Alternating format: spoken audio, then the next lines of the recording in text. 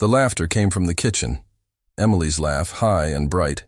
The kind she used when Derek said something she thought was clever. I stood in the doorway of her living room, holding a bottle of Oregon Pinot Noir I'd brought from Bend, watching my son-in-law perform. He can barely pay the bills for the house. Before we continue, tell me where you're watching from in the comments. I love seeing how far our stories reach. And if you haven't yet, make sure to subscribe. New stories every day. Derek's voice carried over the Sinatra album someone had chosen for Christmas ambiance. Still using checks. Can you imagine? Checks. 8 people stood around the kitchen island. Emily's co-workers from Portland, Derek's younger brother, 2 neighbors I didn't know. They all looked at me. The bottle suddenly felt heavy in my hand. Emily saw me. Her smile didn't falter. "Dad, you made it."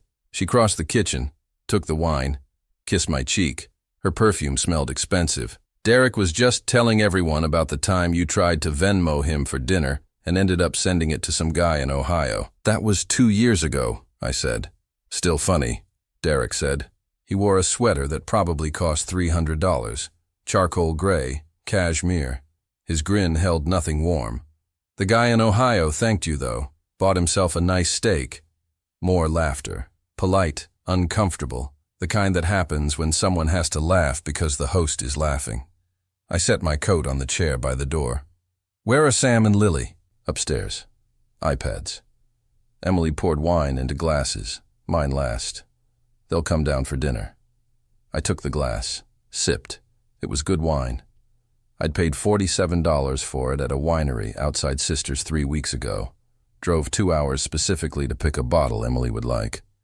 She set it on the counter without reading the label. "So, Rob." Derek leaned against the island, swirling his own glass like he knew what he was doing. "Emily says you finally got the furnace fixed last month. How much did that run you?" "Enough. Enough." He smiled at the room. "That's what my father-in-law says when he doesn't want to admit something costs too much. It's like a tell." "You ever notice that, Em?" Emily laughed again. "He does that." I watched my daughter, 37 years old, smart enough to finish her MBA while working full-time, smart enough to know what her husband was doing right now. She chose to laugh anyway. "Dinner's almost ready," she said. "Dad, you want to sit in the living room? Derek, can you get the table set?" I walked into the next room. The house was large, recently renovated.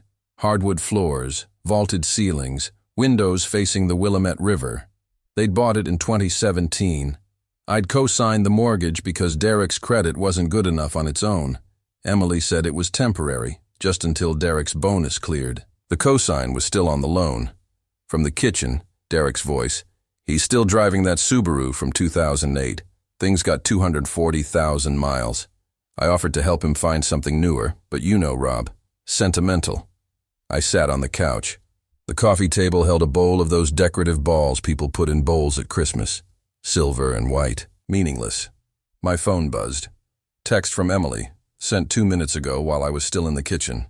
"Sorry. Derek's in a mood. Ignore him." I pocketed the phone without responding.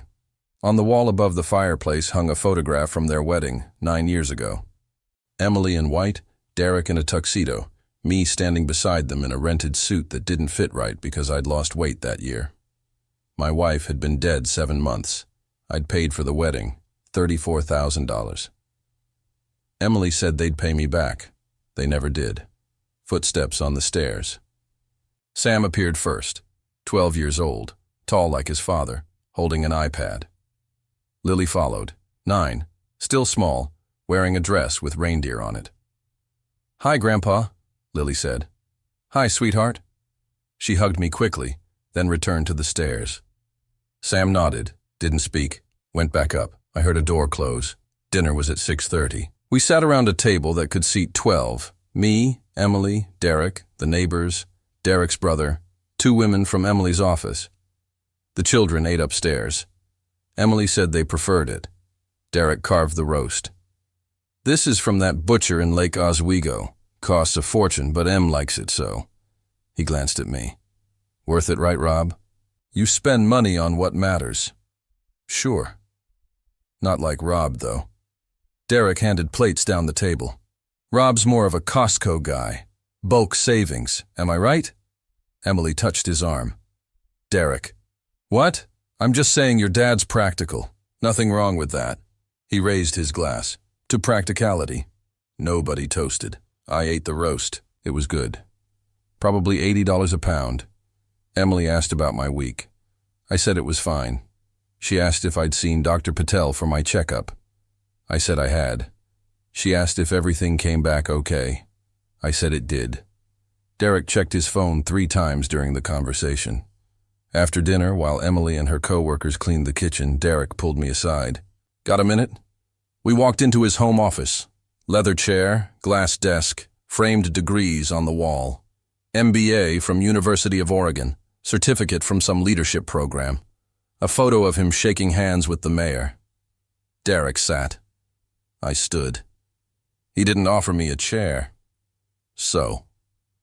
He leaned back, hands behind his head. I wanted to talk about the company. What about it? I've been reviewing the financials, running some projections. I think we need to expand the lumber contracts into Washington. Big opportunity. I've already talked to a supplier in Spokane. You talked to them. Yeah, preliminary stuff, but I wanted to loop you in. His smile was practiced, professional.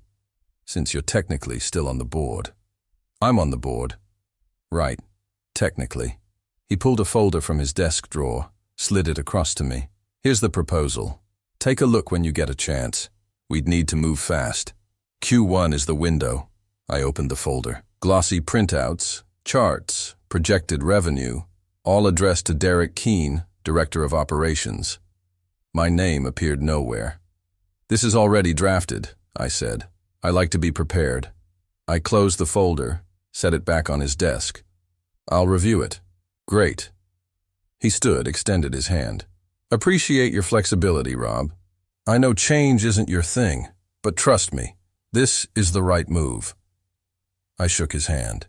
His grip was firm, performative. When I left the office, I heard him on the phone before I'd even closed the door. The party ended at 9. I said goodbye to Emily at the door. She hugged me longer than usual. Sorry about tonight, she whispered. He's just stressed about work. It's fine. Love you, Dad. Love you too. I drove home through dark streets. Snow had started falling, light and dry. The Subaru's heater rattled. The radio played nothing I wanted to hear. I turned it off. My house was small, built in 1974, 3 blocks from the Deschutes River. 1 story, 2 bedrooms, a carport. The mortgage had been paid off since 2003. I'd bought it with my wife the year Emily was born. She died here, in the bedroom, in 2015. I kept the thermostat at 65 in winter to save money. That night it felt colder. I made tea, sat at the kitchen table. The folder from Derek sat in my bag. I didn't open it. Instead, I opened my laptop, logged into the company portal, Halstead and Pine Lumber Cumberdow, founded in 1996. My name was still listed, Robert Halstead, co-founder, board member. Below that, Derek Keene, Director of Operations. I clicked through to ownership records. Private database, password protected. I'd set it up myself when we incorporated. Robert Halstead, 51% of shares. Derek Keene, 30% of shares. Emily Halstead. Keene, 19% of shares. The shares had been a wedding gift. Emily had cried when I gave her the paperwork. Derek had shaken my hand, called me generous, said he'd earn it. That was 9 years ago. I closed the laptop, drank the tea. Outside, the snow fell heavier. A pine branch scraped the kitchen window, rhythmic, insistent. On the counter, my phone buzzed. Text from Derek. Thanks for coming tonight. Family means everything. I stared at the message. Didn't reply. In the living room, I turned on the lamp. The light fell across a framed photograph on the bookshelf. Me and my wife, 1987, standing in front of the first lumberyard we'd rented. She wore a flannel shirt. I wore jeans and work boots. We looked young and tired and certain about something. I picked up the frame, set it back down. Upstairs, I brushed my teeth, changed into sweatpants and a t-shirt, lay in bed with the lights off. The house settled around me, wood contracting in the cold, familiar sounds. Sleep didn't come. I thought about Derek carving the roast, Emily laughing, Sam not speaking, Lily disappearing upstairs. The folder on my kitchen table. The ownership records. 51%. At 2:47 a.m., I got up, went back to the kitchen, opened the laptop again. I created a new folder on the desktop, titled it H&P Evidence. Then I went back to bed and slept until dawn. The email arrived on January 9th, 2020. I was drinking coffee at the kitchen table when my phone buzzed. Unknown sender. Subject line: You should see this. I opened the attachment. Forwarded email chain, dated January 6th. From Derek Keene to Emily Halstead Keene, and 3 board members I didn't recognize. Subject: Board restructuring proposal, confidential team. After reviewing Q4 performance and strategic planning for 2020-2022, I believe we need to streamline decision-making at the executive level. Specifically, I'm proposing we transition Robert Halstead to an emeritus advisory role, non-voting effective March 1st. Rationale: Rob's operational involvement has decreased significantly since 2016. Current board structure creates delays in time-sensitive decisions. Advisory role preserves his legacy while allowing more agile governance. I've drafted formal documentation for February's meeting. Emily agrees this is the right move for company growth. Let's discuss logistics before we present to Rob. Best, Derek. I read it 3 times. Set the phone down. Picked it up. Read it again. Emily agrees this is the right move. The coffee had gone cold. Outside, a trash truck rumbled past. Someone's dog barked. Normal morning sounds. Everything normal except the words on the screen. I forwarded the email to myself from the unknown sender's message, then deleted the original from my phone. Opened my laptop. Created a new document in the H&P evidence folder. Email, 011 board removal, PDF. Saved the screenshot. Timestamped, January 9th, 2020, 7:23 a.m. At 8:15, I called Emily. She answered on the 4th ring. Hey, Dad, what's up? I wanted to check in. See how the kids are doing. They're good. Sam has basketball tonight. Lily's got a play date after school. That's nice. I kept my voice level. How's work? Busy, end of quarter stuff. You know how it is. I do. I paused. Let the silence stretch. How's Derek? He's fine. Working a lot. The Spokane contract is moving forward. Is it? Yeah. I thought he sent you the updated proposal? He did. Another pause. I heard typing in the background. She was multitasking. Was there something specific you needed, Dad? I've got a meeting in 10 minutes. No, just wanted to hear your voice. Her tone softened. Okay. Well, I'm glad you called. Let's plan dinner soon. Maybe next weekend? Sure. Love you. Love you too. I ended the call. Opened a new document.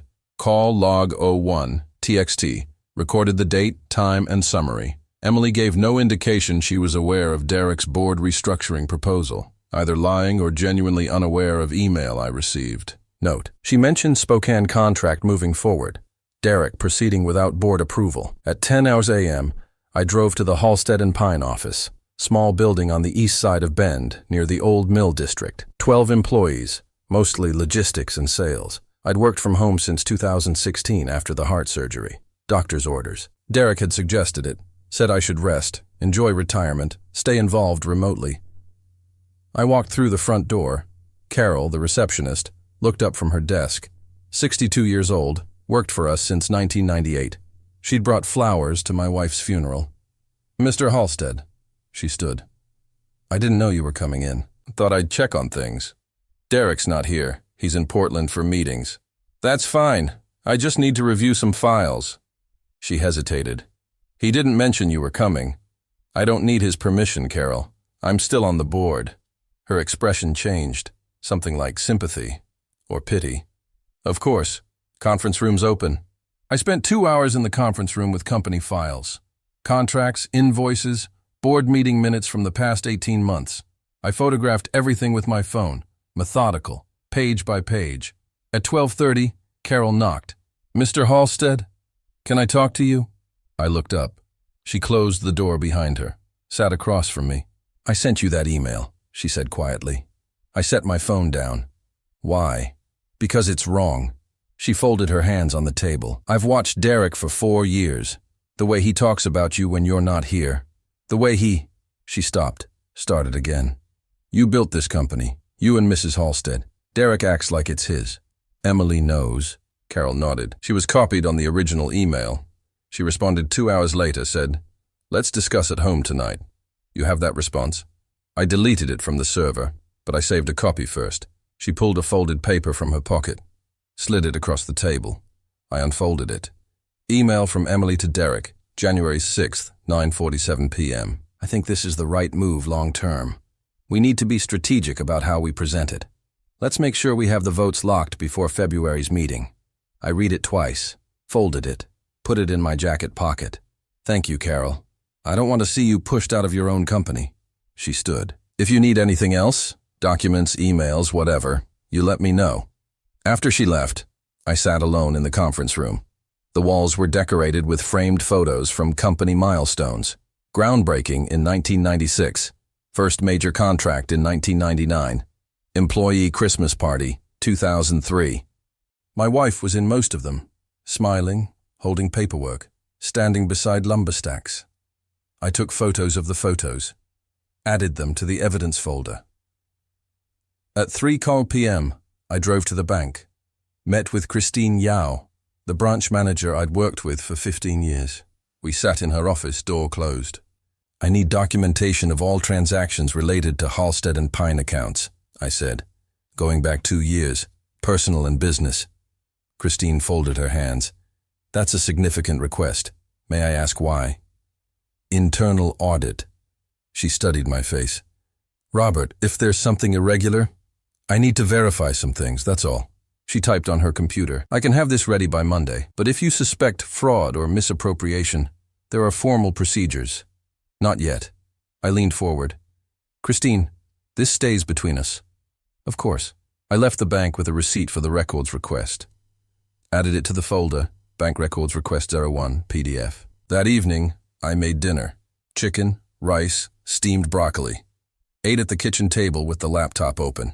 Organized the evidence folder into subcategories: emails, financial records, board documents, communications log, witness statements. Under witness statements, I created a file. Carol testimony. Teeks documented everything she told me, word for word, as close as I could remember. My phone buzzed. Text from Derek. Hey Rob, heard you stopped by the office today. Everything okay? I stared at the message. Carol must have told him. Or someone else had. Didn't matter. He knew. I typed, just reviewing some files. Routine. His response came immediately. Cool. Let me know if you need anything. We should grab lunch soon. I didn't reply. At 8 p.m., I called my attorney. Patricia Drummond, estate and business law, based in Portland. I'd used her for the company incorporation, my will, the trust set up after my wife died. Robert, her voice was warm. It's been a while. How are you? I need advice. What kind? I explained. The email, Derek's proposal, Emily's complicity, the board meeting scheduled for February. Patricia listened without interrupting. When I finished, she was quiet for a moment. Robert, do you still hold majority shares? 51%. Then they can't remove you without your consent. Legally, they have no standing. What if they try anyway? Then you vote against it. Your 51% overrides everyone else combined. It's simple math. What if it's not about the vote? What if it's about pushing me out through other means? Patricia's tone sharpened. Are you asking me about hostile takeover scenarios? I'm asking about my options. Your options are: show up to the February meeting, vote against any restructuring proposal, and remind your son-in-law that you're the majority shareholder. If he persists, I can draft a cease and desist letter. If he continues after that, we pursue legal action for breach of fiduciary duty. What about Emily? What about her? She owns 19%. She's siding with Derek. She's allowed to side with whoever she wants, but her 19% doesn't change your 51%. Patricia paused. Robert, I need to ask you something. Is this about the company, or is this about your daughter? I looked at the evidence folder on my screen. 43 files. Growing. Both, I said. After the call, I sat in the dark living room. Didn't turn on the lamp. Outside, the snow had started again, heavier than before. The pine branch scraped the window. Same rhythm, same sound. I thought about Emily at 6 years old, helping me stack lumber samples in the garage. Emily at 16, working the front desk at our first office, answering phones with perfect professionalism. Emily at 29, graduating with her MBA, hugging me so tight I could barely breathe. Emily at 37, typing, "I think this is the right move long term." My phone buzzed. Text from Emily. "Hey Dad, how about dinner next Saturday? My place. 6 Narlau?" I typed back. "Sounds good." She sent a heart emoji. I set the phone face down on the coffee table. Closed my eyes. The house was cold. I didn't adjust the thermostat. At 11:00 p.m., I went back to the laptop, opened a new document in the evidence folder. Timeline summary. TXT. I typed, December 25th, 2019. Derek publicly humiliates me at Christmas dinner January 6th, 2020. Derek sends confidential email proposing my removal from board January 6th, 2020, 9:47 p.m. Emily responds supporting Derek's proposal January 9th, 2020. I receive leaked email from Carol. January 9th, 2020. I request 2 years of bank records January 9th, 2020. I consult attorney Patricia Drummond. Below that, I added, next steps. Obtain complete financial records from bank, due Monday, January 13th. Review all board meeting minutes for procedural irregularities. Document any additional communications between Derek and Emily regarding board restructuring. Attend February board meeting prepared to vote against proposal. Maintain normal family contact to avoid suspicion. I saved the document. Backed it up to an external hard drive. Emailed an encrypted copy to myself at a secondary email address Derek and Emily didn't know about. Then I turned off the laptop and sat in the dark. The snow fell. The branch scraped. The house settled. I thought about the photograph from 1987. Me and my wife in front of the lumberyard. Young, tired, certain. I wasn't certain anymore. But I was ready. At 11:47 p.m., I went to bed. Sleep came easier than the night before. I dreamed about nothing. The bank records arrived on Monday, January 13th. Christine called at 9 a.m. "Robert, your documents are ready. Do you want to pick them up or should I mail them?" "I'll come in." I drove through frozen streets. Bend had gotten 6 inches overnight. The Subaru's tires crunched over compacted snow. Inside the bank, Christine handed me a sealed envelope, thick with paper. "Everything you requested," she said. 2 years, both accounts. I thanked her, drove home, spread the documents across the kitchen table. 3 hours later, I'd found it. July 2019. Wire transfer from Halstead and Pine operating account to an LLC I didn't recognize, $23,000. August 2019. Another transfer, same LLC, $31,000.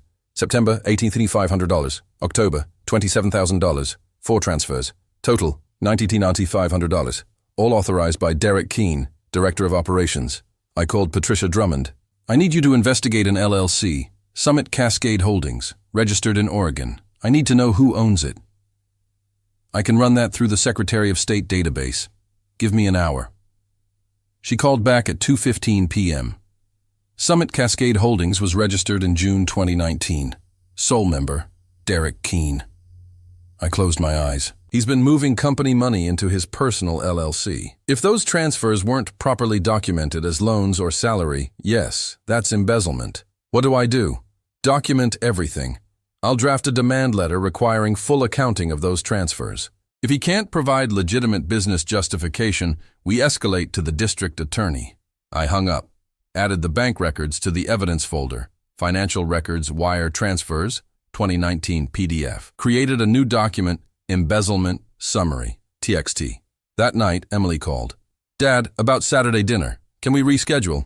Derek's swamped with work." "Sure. Maybe the weekend after? Let me know." She paused. "Are you okay? You sound tired." "I'm fine. Okay. Love you. Love you." I didn't mention the wire transfers. Didn't mention Summit Cascade Holdings.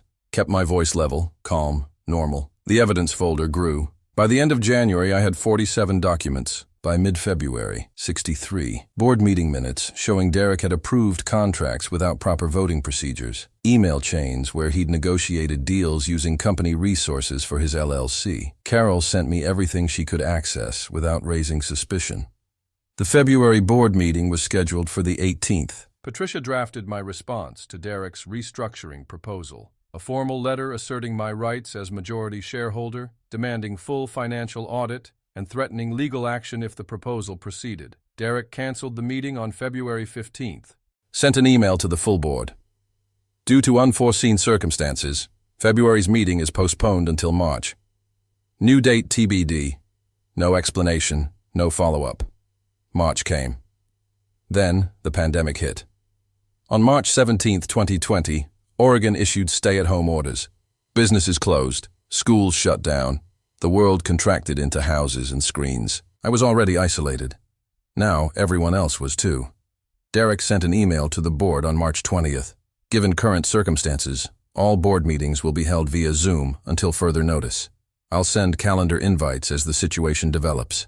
No meetings were ever scheduled. By April, Derek had stopped answering my calls. I'd phone the office. Carol would answer, sound apologetic, say Derek was unavailable. I'd call his cell, straight to voicemail. I'd email him directly, automated reply. Due to high volume, response times may be delayed. Emily called once a week, always brief. Just checking in, Dad. Are you doing okay? Do you need anything? I'm fine. Good. Stay safe. She never mentioned the company, never mentioned Derek's silence. When I asked about the kids, she said they were adjusting to remote school. When I asked if I could video chat with them, she said maybe soon. They were overwhelmed with homework. April became May. May became June. The isolation wasn't new. It was just official now. I walked every morning, 6 miles along the river trail past empty parking lots and closed playgrounds. The ponderosa pines shed their needles. The water ran high with snowmelt. I saw a deer twice, a fox once, no people. At home, I cooked simple meals: pasta, grilled cheese, soup from cans. Ate at the kitchen table with the laptop open, reviewing documents, cross-referencing dates, building timelines. The evidence folder reached 91 files. On June 12th, Carol called. Mr. Halstead, I need to tell you something. What is it? Derek's been having meetings without you. Zoom calls with the other board members. I'm not included, but I see the calendar invites. They're discussing company restructuring. How many meetings? 4, since April. Do you have the dates? She read them to me. I wrote them down, added them to the timeline. Carol, are you safe? Is he suspicious? I don't think so, but I'm being careful. Thank you. After she hung up, I sat at the table. The house was quiet. No traffic sounds, no neighbors. Just the clock ticking in the living room and the refrigerator humming. I opened my laptop, drafted an email to Patricia. Derek is holding board meetings without notifying me. I need to know my legal recourse. Her response came within an hour. If he's conducting official company business without proper notice to all board members, those meetings are invalid. Any votes or decisions are legally unenforceable. Keep documenting everything. I documented everything. On July 3rd, the letter arrived. Plain white envelope, no return address. I opened it at the kitchen table with a butter knife. Printed on Halstead and Pine letterhead. Dear Robert, given the challenges facing our industry and the economic uncertainty created by COVID-19, I believe it's in everyone's best interest to simplify our ownership structure. I'm prepared to offer $48,000 for your 51% stake in Halstead and Pine Lumber Co. This represents a fair valuation based on current market conditions and the company's reduced revenue projections for 2020-2021. The offer includes a 6-month transition period during which you'd remain available for consultation. Please respond by July 20th. I've enclosed the necessary transfer documents for your review. Respectfully, Derek Keene, Director of Operations, no signature. Laser printed. 4 pages of legal documents attached, pre-filled with my name, ready for signature. I read the letter 3 times, set it down, picked it up, read it again. $48,000. I called Patricia. I need a business valuation. Professional, complete, admissible in court. What's the urgency? I read her the letter. She was silent for 10 seconds. Robert, that's unconscionable. Based on the financial records you've sent me, your shares are worth at minimum $650,000, probably closer to $700,000. This is fraud. Can you prove it? I'll have a certified valuation on your desk in 2 weeks. And Robert, don't sign anything. Don't respond to Derek. Don't even acknowledge you received this. I hung up, photographed every page of the letter, added them to the evidence folder, Buyout offer, July 2020, PDF. Then I made coffee, sat on the back porch. The morning was cool, unusually so for July. The pines swayed in wind I couldn't feel from where I sat. A Stellar's jay landed on the fence, screamed at nothing, flew away. I thought about Derek's hands carving the Christmas roast, Emily laughing, the $48,000 offer sitting on my kitchen table. I thought about my wife, how she'd look at me right now, what she'd say. She'd say, "Don't let them take what we built." At 3 p.m., I called Emily. She answered on the first ring. "Hey, Dad, what's up?" "I received an interesting letter from Derek." Pause. "Oh? He wants to buy my shares." Longer pause. "He mentioned he might approach you about that." "Did he mention the amount?" I don't remember the specific number." $48,000, Emily. Silence. "Did you know the real value of those shares?" I kept my voice even. "Did he tell you?" "Dad, I don't think we should discuss this over the phone." "Why not?" "Because it's complicated. There are factors you might not understand about the current market, the pandemic's impact on revenue." "I understand math. I understand fraud." "That's not fair." "Isn't it?" She exhaled sharply. "I think you should talk to Derek directly. This is between you and him." "You own 19%, Emily. This affects you too." "I trust Derek's business judgment." "Do you?" "Yes." Her voice hardened. "I do. And I think you need to seriously consider his offer instead of being stubborn about something you clearly don't want to manage anymore. I built that company 30 years ago. Things change, Dad. Markets change. You need to accept that." I ended the call without saying goodbye. Inside, I opened the laptop. Added to the timeline, July 3rd, 2020. Derek sends $48K buyout offer. Actual value, $680K. July 3rd, 2020. Emily defends Derek's offer, suggests I don't understand market conditions. The professional valuation arrived on July 17th. Certified appraisal from Larson & Associates, Portland. 53 pages of analysis, market comparisons, asset valuations, revenue projections. Final assessed value, $682,000. I scanned every page, added it to the evidence folder. On July 18th, I called a different attorney, Marcus Holt, tax and corporate law based in Eugene. Patricia had recommended him for complex financial litigation. "Mr. Halstead." His voice was measured, precise. "Patricia briefed me on your situation. I've reviewed the documents you sent. This is a clear case of attempted fraud, likely coupled with embezzlement and breach of fiduciary duty." "What are my options?" "Multiple paths. First, we file a formal complaint with the board requiring full financial disclosure.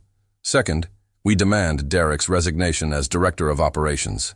Third, if he refuses either, we pursue civil litigation for damages and criminal referral for the embezzlement. What do you need from me?" "Power of attorney. I'll handle all legal communications going forward. You don't speak to Derek, you don't speak to Emily, you don't attend any board meetings without me present. Everything goes through my office. When can we start? I'll draft the POA today. Can you come to Eugene next week?" "Yes."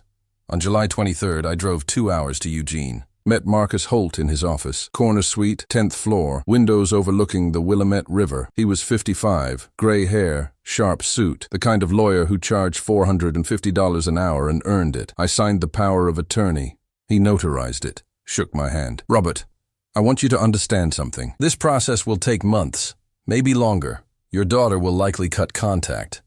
Your grandchildren won't see you. Derek will fight back hard. Are you prepared for that?" I looked out the window. The river ran green and slow below. A rowing team practiced, their oars cutting perfect arcs through the water. "Yes," I said. I drove home through afternoon heat, stopped at a grocery store in Bend, bought chicken, vegetables, rice, a bottle of Oregon Pinot Noir, $22, not the expensive kind. At home, I cooked dinner, ate on the back porch. The wine was decent. The food was fine. The sky turned orange, then purple, then black. No calls, no texts, no emails. Inside, I opened the laptop. The evidence folder had reached 112 files. I created a new document, Legal Strategy Timeline, TXT. Typed, July 23rd, 2020. POA executed with Marcus Holt. Next steps. Holt files formal board complaint, ETA, August 3. Anticipated response. Derek refuses disclosure, claims business privilege counter-response. Civil litigation filed. ETA, August 15th. I saved it, backed it up, encrypted a copy. Then I sat in the dark living room and waited for whatever came next. The pine branch scraped the window. The house settled. The clock ticked. I was ready. Marcus Holt filed the formal complaint on August 5, 2020. I received a copy by email at 9:47 a.m. 23 pages demanding complete financial disclosure, forensic audit of all transactions since January 2018, and suspension of Derek Keene's signatory authority pending investigation. The complaint was sent to all 5 board members: Emily, Derek, 3 others I'd never met, people Derek had appointed after I'd stopped attending meetings in 2016. My phone rang at 10:03 a.m. Emily. I let it ring. Voicemail. Dad, what the hell is this? Call me back, now. I didn't call back. Derek sent an email at 10:47 a.m., addressed to the full board. This complaint is baseless and appears motivated by personal grievances rather than legitimate business concerns.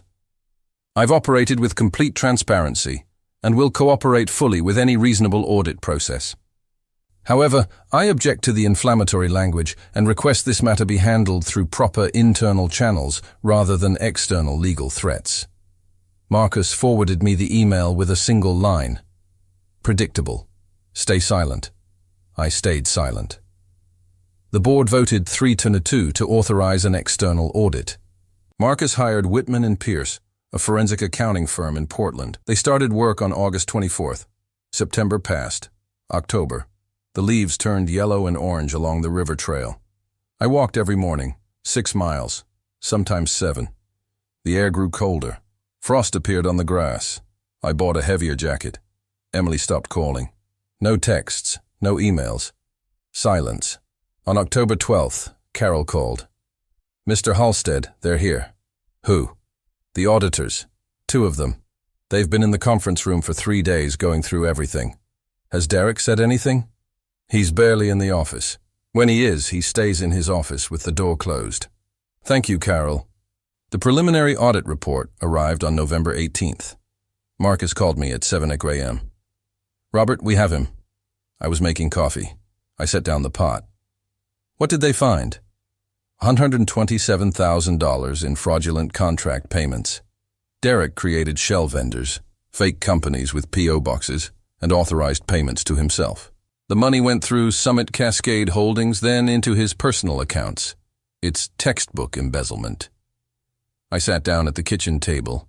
Outside, snow was falling. First snow of the season. What happens now? Board meeting, December 3rd. They'll vote on disciplinary action. Derek will defend himself, but the evidence is irrefutable. Marcus paused. Robert, I need to ask you something. Do you want to be present at this meeting? No. You have the right. I don't want to be in the same room with him. Can I vote by proxy? Yes. You'd assign your voting authority to me. I'd attend on your behalf and vote according to your instructions. Do that. Robert, if you vote to suspend or terminate Derek, and Emily votes against it, this will destroy your relationship with your daughter. Permanently. You understand that? I looked out the window. The snow was accumulating on the pines, heavy and white. Yes, I said. The proxy authorization was notarized on November 23rd. I signed it in Marcus's office. He witnessed it, filed it with the board secretary. On December 1st, Marcus called. The meeting's set for December 3rd, 10 a.m., via Zoom. I'll be representing your 51%. Derek's lawyer will be present. Emily will attend independently. What are you recommending for the vote? Suspension without pay for 90 days, pending criminal investigation. If the DA files charges, we move to terminate him entirely. Do it. December 3rd was a Thursday. Cold, clear, 18 degrees at sunrise. I didn't attend the Zoom meeting, didn't watch, didn't listen. Instead, I walked. 7 miles along the river. The water was low, frozen at the edges. A bald eagle sat in a dead cottonwood watching for fish. I stood on the trail for 10 minutes, watching the eagle watch the water. At 11:30 a.m., my phone buzzed. Text from Marcus. Vote complete.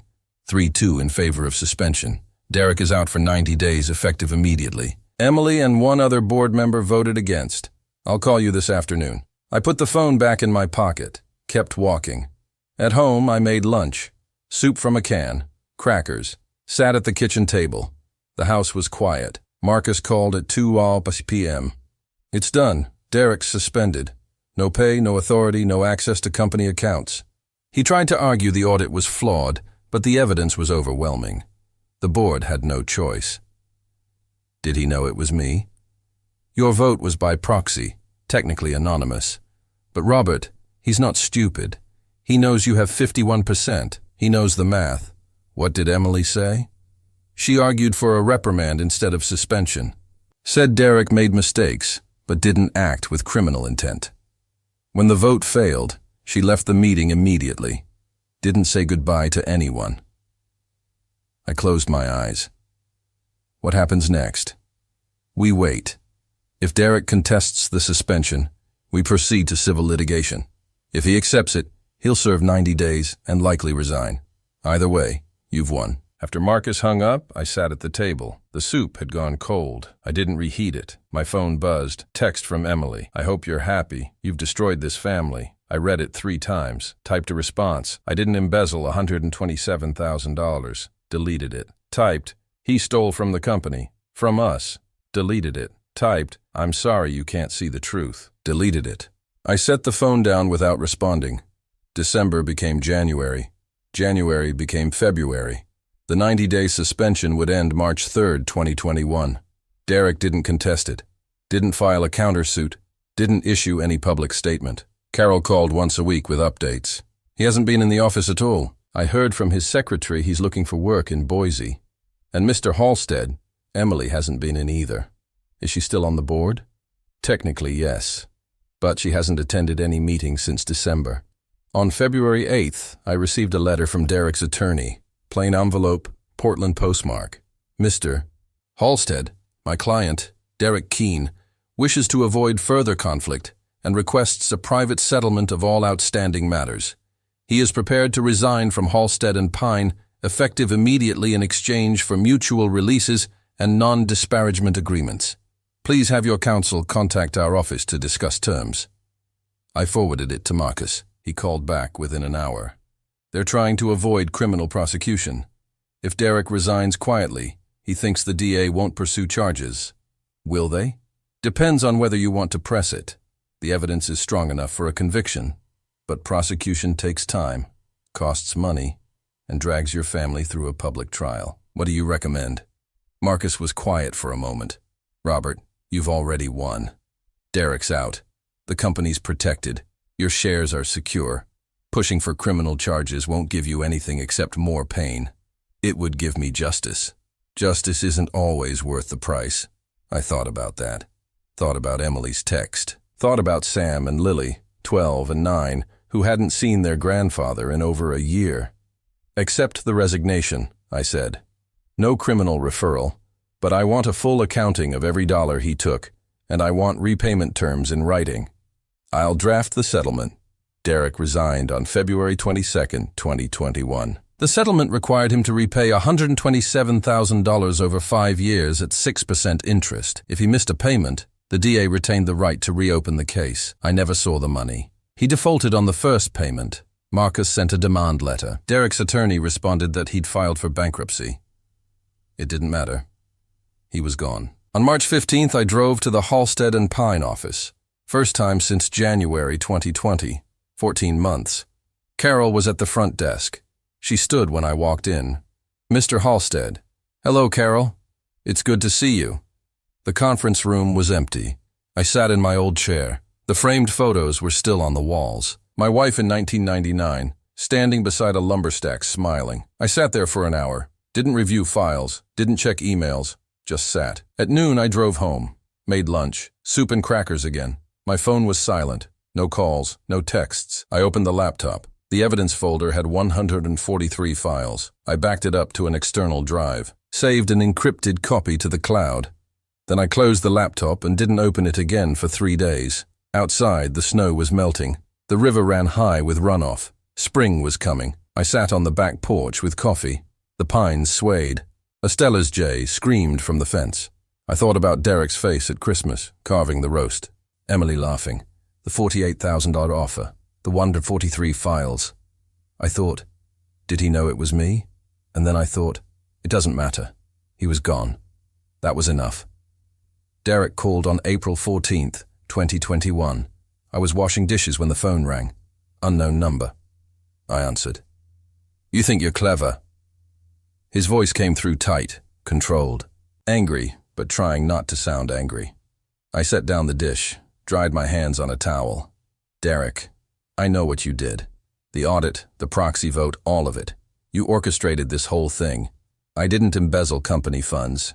You sabotaged me, turned the board against me, cost me my career. His breathing was audible, quick and shallow. I have a lawyer. He says I have grounds for a lawsuit. Tortious interference. Defamation. You used your majority stake to destroy me personally. I walked to the kitchen window. Outside, a doe and her fawn grazed near the fence. The fawn was small, spotted, maybe 2 weeks old. Your lawyer is wrong, I said. I voted as a shareholder protecting company assets. Everything I did was legal. You turned my wife against me. Emily made her own choices. She filed for divorce last week. His voice cracked. Did you know that? Did you tell her to do that too? I hadn't known. I kept my voice level. No. Bullshit. You poisoned her against me. You couldn't stand that I was running the company better than you ever did, so you stole $127,000. Silence. The audit proved it, I continued. Shell companies, fake invoices. You stole from your own family, from Emily, from me, from the company my wife and I built. That money was compensation for work you never appreciated. I built relationships, expanded contracts, grew revenue by 40% in 3 years. You sat at home collecting checks and acting like you still mattered. I'm the majority shareholder. I matter legally. Fuck your legal position. The control was gone now. Pure anger. I'm going to sue you. I'm going to drag you through court until you're broke. And when I'm done, everyone's going to know what kind of man you really are. A bitter old man who can't let go. Derek, if you file a lawsuit, I'll refer the embezzlement case to the district attorney. Right now, our settlement agreement protects you from prosecution. But if you void that agreement by suing me, I'll make sure you're criminally charged. Do you understand? He was breathing hard. You can't do that. Marcus Holt assures me I can. The evidence is documented. The settlement terms are clear. You breach, we prosecute.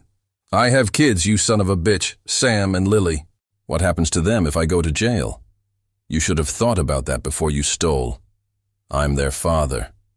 You're a thief. He hung up. I stood at the window.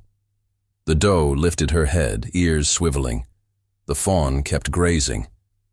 After a moment, the doe nudged the fawn and they walked into the trees. I sat at the kitchen table. My hands were shaking. I folded them, pressed them flat against the wood until they stopped. At 2 p.m., I opened the laptop, drafted an email to the full Halstead and Pine board, attached every document from the evidence folder, bank records, wire transfer receipts, the fraudulent contracts, Derek's shell company registration, the certified business valuation, the $48,000 buyout offer, Carol's testimony, the preliminary and final audit reports. 143 files, 847 pages total. Subject line, formal demand for permanent termination. Body, board members, attached. You will find comprehensive evidence of Derek Keene's fraudulent activity during his tenure as Director of Operations.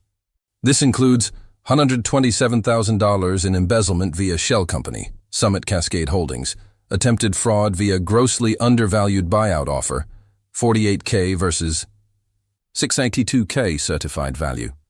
Unauthorized board meetings held without proper notice to all members. Breach of fiduciary duty. Derek Keene contacted me today threatening litigation to void our settlement agreement. Given this breach of good faith, I am formally demanding 1. Immediate and permanent termination of Derek Keane from all positions. 2. Removal from board of directors. 3. Forfeiture of his 30% ownership stake per the misconduct clause in our corporate bylaws. If this demand is not met within 14 days, I will refer all evidence to the Deschutes County District Attorney for criminal prosecution. Respectfully, Robert Halstead, majority shareholder, 51%. I read it twice. Removed, respectfully. Changed it to sincerely. Changed it back. Removed it entirely. Sent the email at 2:47 p.m. Responses came within hours. 2:52 p.m. Board member I'd never met. Received. Will review. 3:14 p.m. Another unknown member. This is deeply concerning. Emergency meeting required. 3:41 p.m. Emily. Dad, please call me. I didn't call. 4:09 p.m. Emily again. Please, we need to talk. I turned off the phone. The emergency board meeting was scheduled for April 19th. Marcus called the night before. Robert, Emily's attorney, contacted me. She wants to speak with you before the vote. No. She says it's important. Personal, not business. Everything is business now. She's still your daughter. I looked out the window. It was raining. Soft, steady spring rain. What does she want? She didn't say, but Robert, whatever happens tomorrow, this is the end. If the board votes to terminate Derek permanently, Emily will never forgive you. You need to be ready for that.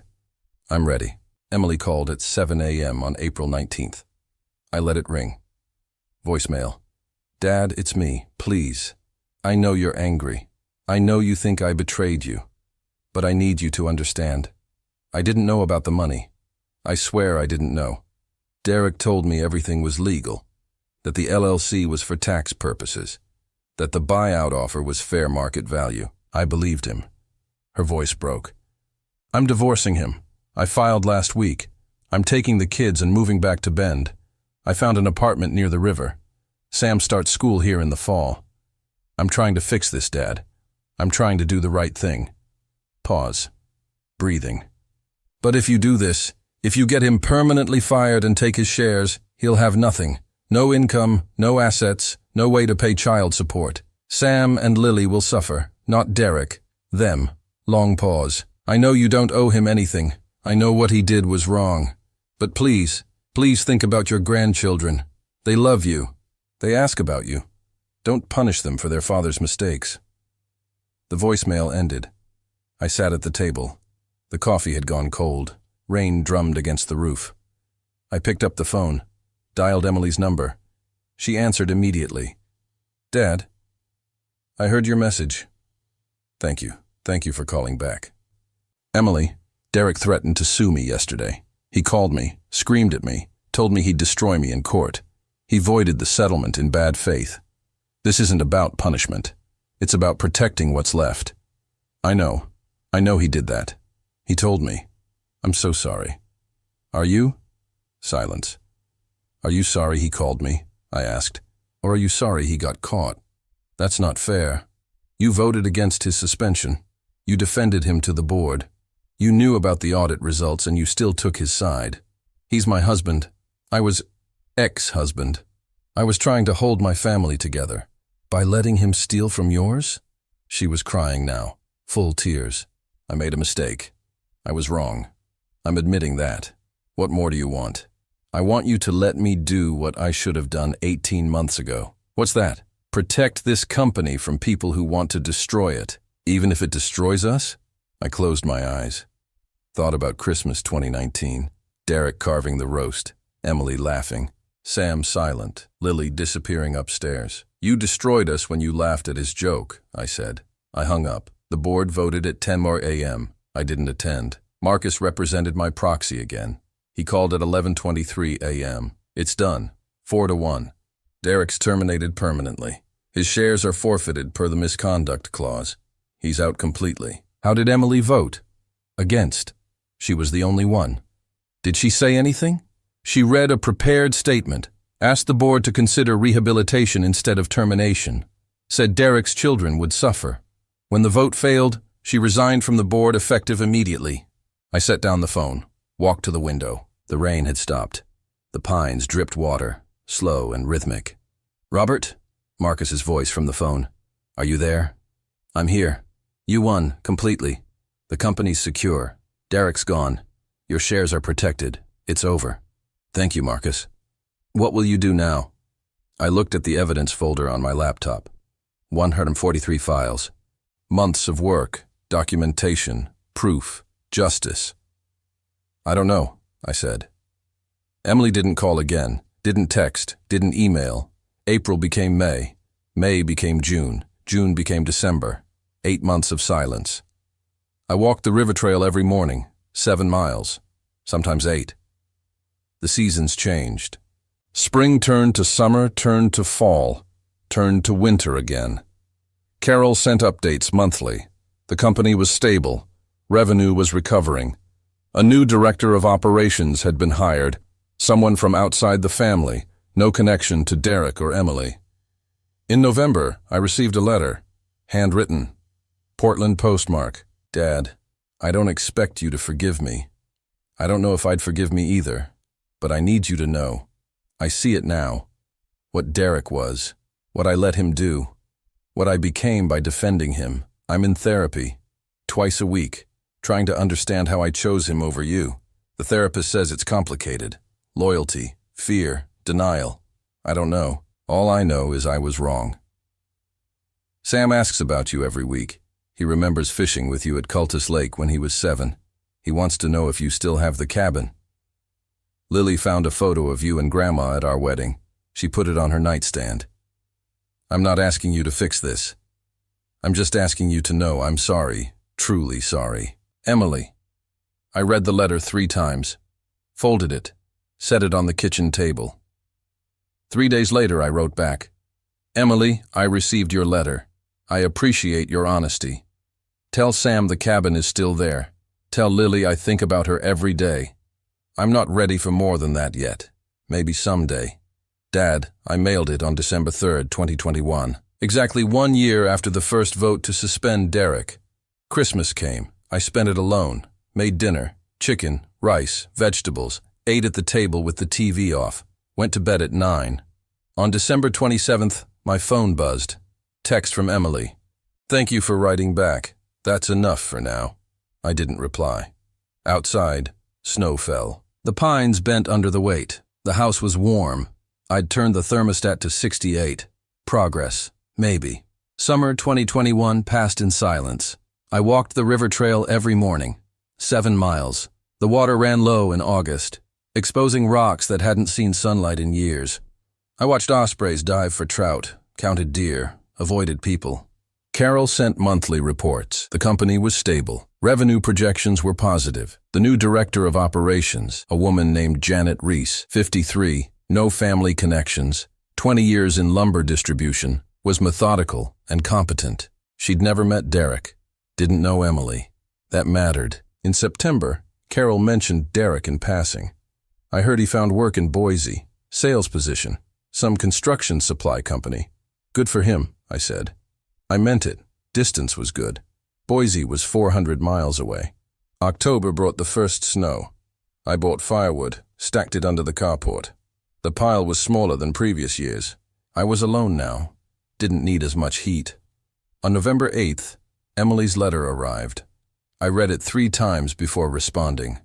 My reply was brief, honest, not cruel, not warm, somewhere between.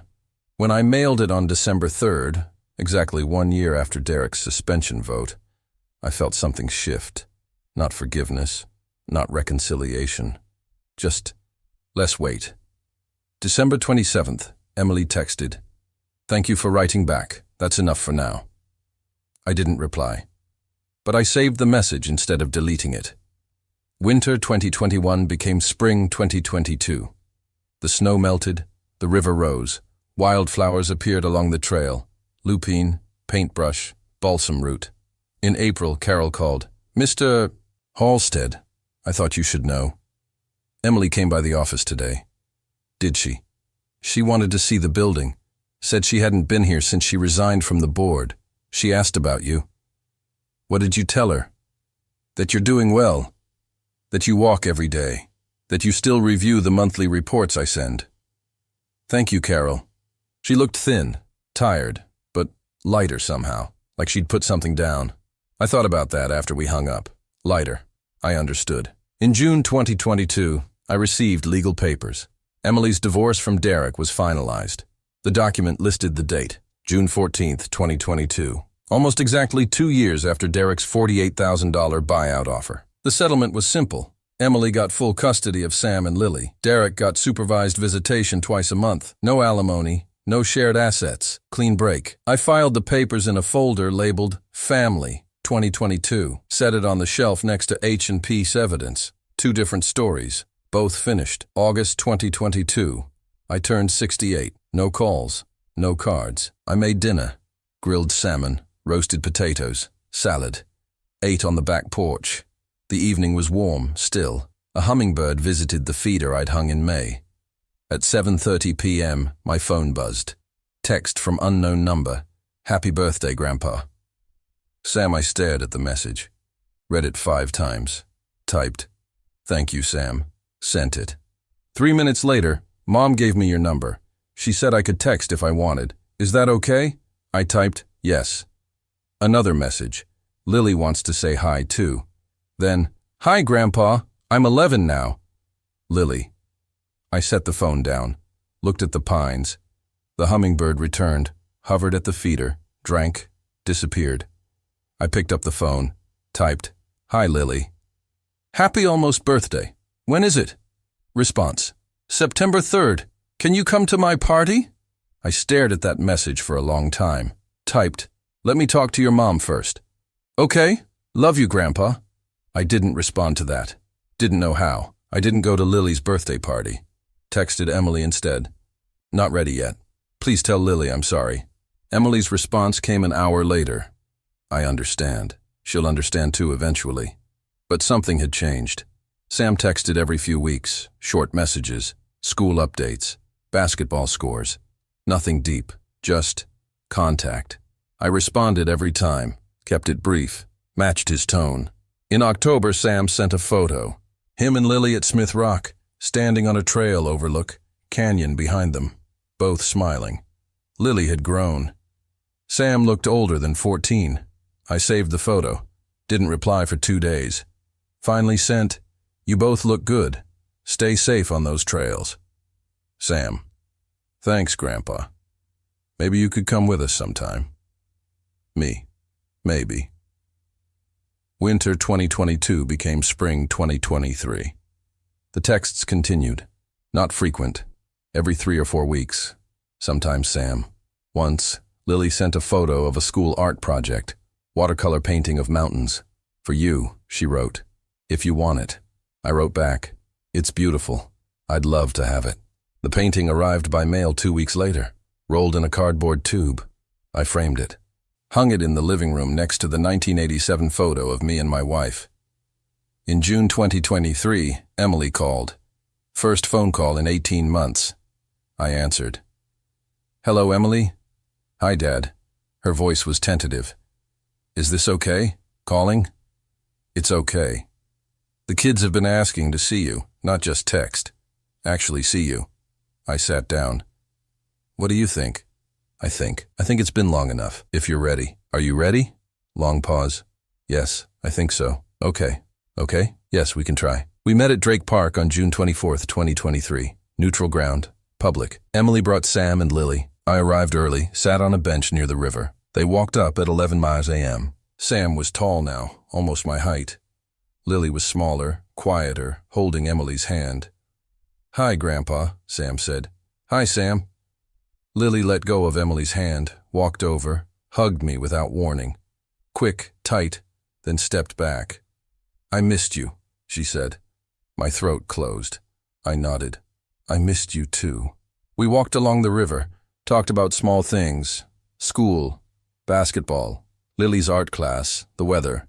Nothing heavy. Nothing about Derek or the company or the last 3 years. After an hour, Emily checked her watch. We should probably go. The kids have homework. I stood, shook Sam's hand. Lily hugged me again. Emily looked at me. Thank you for coming. Thank you for asking. Can we do this again? Yes, we did. Once a month at first, then twice, always Drake Park. Always public, always brief. By December 2023, we'd graduated to coffee shops. Then, in February 2024, Emily invited me to dinner at her apartment. I almost said no, then said yes. The apartment was small, 2 bedrooms, clean. Minimal furniture. No photos of Derek anywhere.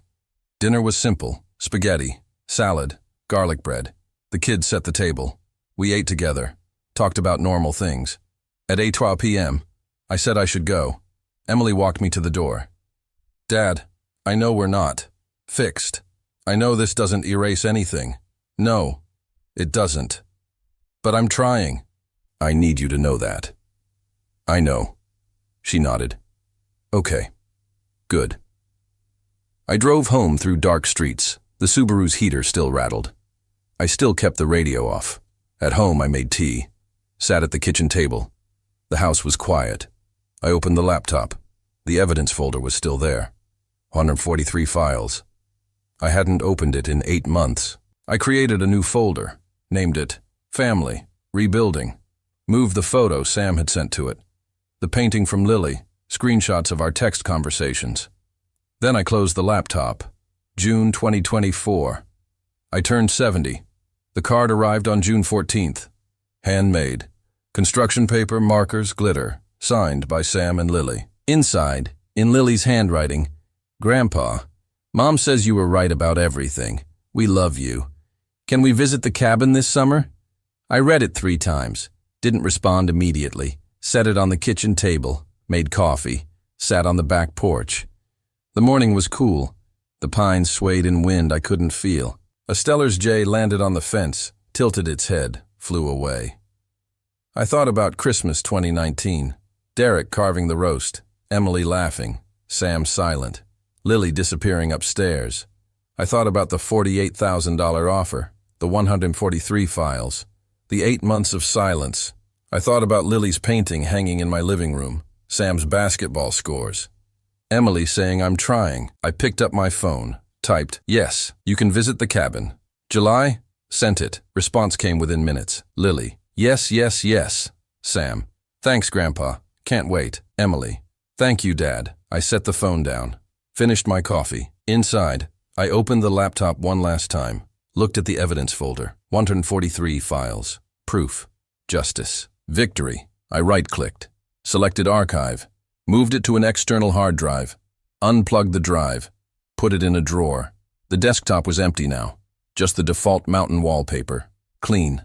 I closed the laptop. July 17th, 2024. Sam, Lily, and Emily drove to the cabin. I met them there at noon. The cabin was small. 2 bedrooms, wood stove, propane fridge, no cell service, no Wi-Fi. My wife and I had bought it in 1989. I hadn't visited since she died. We spent 3 days, hiked to Cultus Lake. Sam remembered fishing there when he was 7. We rented a canoe. Lily complained about mosquitoes. Emily made sandwiches. At night we played cards, talked, laughed sometimes. On the last evening, we sat on the porch. The sun set behind the 3 sisters, turning the sky orange and pink. Nobody spoke. Didn't need to. Emily looked at me. "I'm glad we're here." I nodded. "Me too." August 2024. Life continued. I walked the river trail every morning, 7 miles. Sometimes Sam joined me on weekends. We didn't talk much, just walked. Carol sent monthly reports. The company was thriving. Janet Reese had expanded into Washington. Revenue was up 23% year over year. I reviewed the reports, responded with brief notes, maintained distance. In September, Lily turned 13. I went to her birthday party. Small gathering. Emily's apartment. Cake. Presents. Normal. Derek wasn't mentioned. Wasn't there. Hadn't been in contact with the kids in over a year, according to Emily. I didn't ask for details. Didn't need them. November 15th, 2024. Saturday morning. I woke at 6 a.m., made coffee. Sat on the back porch. The pines were dusted with early snow. First of the season. The air was sharp and clean. My phone buzzed. Text from Sam. "Grandpa, can I come over today? Want to learn chess?" I smiled, typed, "Come at 10. I'll teach you. Cool. See you then." I set down the phone, sipped coffee, watched the snow fall softly through the trees. The house was warm. The company was secure. My family was healing, not fixed, not erased, but healing. That was enough. The Stella's jay returned, landed on the fence, screamed once, flew away. I finished my coffee, went inside to find the chessboard. Outside, the snow continued, the pines bent, the world turned, and I was ready.